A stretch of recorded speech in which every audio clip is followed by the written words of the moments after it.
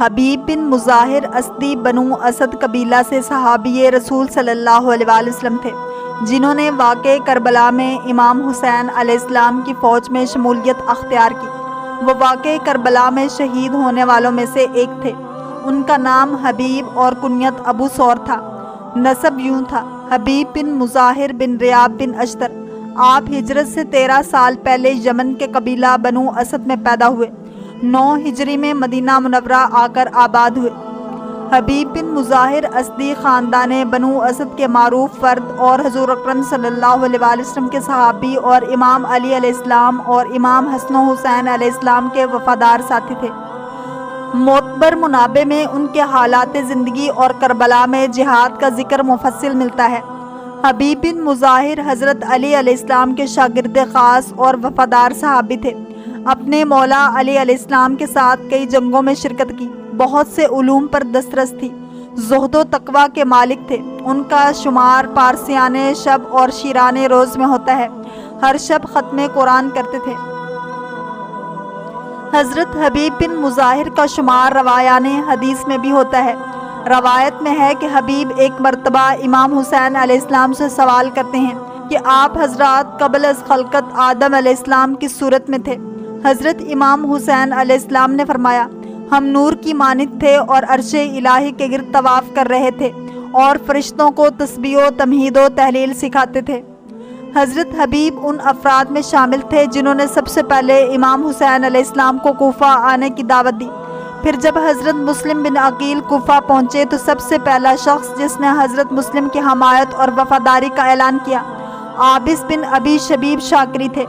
اس کے بعد حبیب بن مظاہر کھڑے ہوئے اور عابس شاکری کی بات کی تائید کرتے ہوئے یوں گویا ہوئے، خدا تم پر رحم کرے کہ تم نے بہترین انداز میں مختصر الفاظ کے ساتھ اپنے دل کا حال بیان کر دیا۔ خدا کی قسم میں بھی اسی نظریہ پر پختہ یقین رکھتا ہوں جسے عابس نے بیان کیا ہے۔ اس طرح حبیب حضرت مسلم کے بہترین حامی تھے اور مسلم بن اوسجا کے ساتھ مل کر حضرت مسلم بن عقیل کے لیے لوگوں سے بیعت لیتے تھے۔ لیکن جناب مسلم بن عقیل کی شہادت کے بعد اہل کوفہ کی بے وفائی کی وجہ سے ان کے قبیلہ والوں نے مجبوراً ان دونوں کو مخفی کر دیا۔ لیکن جو ہی حبیب بن مظاہر کو امام حسین علیہ السلام کے کربلا پہنچنے کی خبر ملی تو رات کے وقت سے فائدہ اٹھا کر حضرت علیہ السلام سے جا ملے۔ حالت یہ تھی کہ دن کو مخفی ہو جاتے اور رات کو سفر کرتے، یہاں تک کہ اپنی دلی آرزو کو پا لیا۔ اگرچہ بعض منابع نے ذکر کیا ہے کہ حضرت امام حسین علیہ السلام کو جب جناب مسلم بن عقیل کی شہادت کی خبر ملی تو آپ علیہ السلام نے حبیب بن مظاہر کو خط لکھ کر بلایا، لیکن یہ مطلب معتبر ذرائع کی روح سے ثابت نہیں ہے۔ کربلا پہنچنے کے بعد جب عمرو بن سعد کے لشکر میں اضافہ ہوتا دیکھا تو امام علیہ السلام سے اجازت لے کر اپنے قبیلہ بنی اسد کے پاس گئے اور مفصل خطاب کے بعد انہیں امام حسین علیہ السلام کی مدد و نصرت کے لیے درخواست کی، جس کا خلاصہ یوں ہے: میں تمہارے لیے بہترین تحفہ لایا ہوں، وہ یہ کہ درخواست کرتا ہوں کہ فرزند رسول صلی اللہ علیہ وآلہ وسلم کی مدد کے لیے تیار ہو جاؤ۔ نواسہ رسول صلی اللہ علیہ وآلہ وسلم آج عمر سعد کے 22,000 لشکر کے محاصرے میں ہیں۔ میری بات پر توجہ کریں تاکہ دنیا و آخرت کی سعادت تمہیں نصیب ہو سکے۔ خدا کی قسم تم میں سے جو بھی فرزند رسول صلی اللہ علیہ وآلہ وسلم کے قدموں میں جان قربان کرے گا، مقام اعلیٰ علیین پر حضور اکرم صلی اللہ علیہ وآلہ وسلم کے ساتھ محشور ہوگا۔ حضرت حبیب کی تقریر اتنی مؤثر تھی کہ بہت سے لوگوں نے اس آواز پر لبیک کہا اور حضرت امام حسین علیہ السلام کا ساتھ دینے کے لیے آمادہ و تیار ہو گئے۔ لیکن ارزق جو حرب سے دادی جو اسی قبیلے کا ملعون تھا نے 4,000 سپاہیوں کے ساتھ ان افراد پر حملہ کر کے انہیں منتشر کر دیا۔ حبیب نے یہ اطلاع حضرت امام حسین علیہ السلام کو پہنچائی۔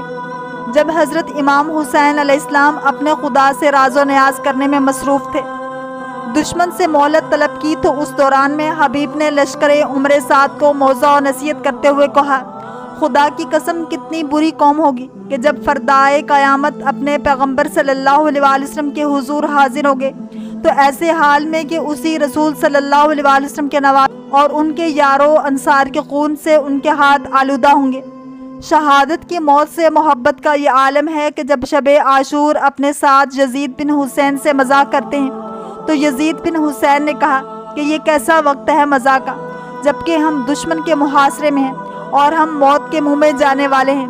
تو حبیب نے کہا، اے دوست، اس سے بہتر کون سا خوشی کا وقت ہوگا، جبکہ ہم بہت جلد اپنے دشمن کے ہاتھوں شہید ہو کر بہشت میں پہنچنے والے ہیں۔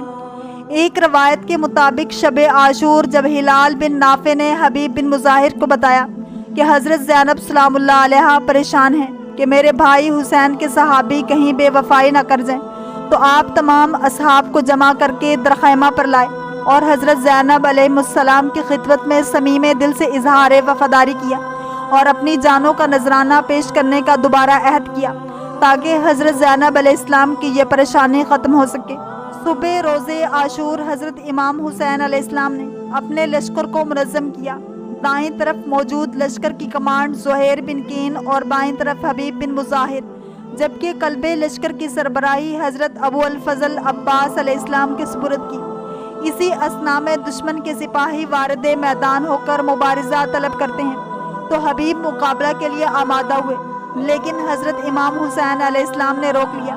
اسی طرح ظہر عاشور جب امام حسین علیہ السلام نے لشکر عمر بن سعد سے نماز ادا کرنے کی خاطر جنگ بندی کے لیے کہا تو ایک ملعون نے گستاخی کرتے ہوئے کہا کہ تمہاری نماز قبول نہیں ہوگی۔ اس وقت حضرت حبیب سے برداشت نہ ہوا اور فوراً یہ کہتے ہوئے آگے بڑھے، اے گدھے، تیرے خیال باطل میں آل پیغمبر صلی اللہ علیہ وسلم کی نماز قبول نہیں اور تمہاری نماز قبول ہے۔ اس طرح دونوں کا مقابلہ ہوا۔ حبیب نے اس ملعون کو زمین پر گرا دیا، پھر باقاعدہ رزق پڑھتے ہوئے وارد میدان ہوئے۔ شدید جنگ کی دشمن کے کئی افراد کو واصل جہنم کیا، لیکن ایک تیمی شخص نے تلوار کا وار کیا جس کی تاب نہ لا کر آپ شہید ہو گئے۔ اس نے آپ کے سر کو جدا کر لیا۔ اسی سر کو بعد میں گھوڑے کی گردن میں باندھ کر کوفہ میں پھرایا گیا۔ گویا کوفہ کے نامور مجاہد اہل کوفہ سے یہ کہہ رہا تھا، دیکھو یہ سر آل رسول صلی اللہ علیہ وسلم کی خاطر کٹ سکتا ہے لیکن دشمن کے سامنے جھک نہیں سکتا۔ اللہ کریم ہم سب کو دین اسلام کی پیروی کرنے والا اور عشق مصطفیٰ صلی اللہ علیہ وسلم نصیب فرمائے۔ اگر آپ کو یہ ویڈیو پسند آئی ہے تو لائک، شیئر اور سبسکرائب کرنا مت بھولیے تاکہ ایسے ہی اسلامک انفارمیٹیو ویڈیوز آپ تک پہنچتی رہیں۔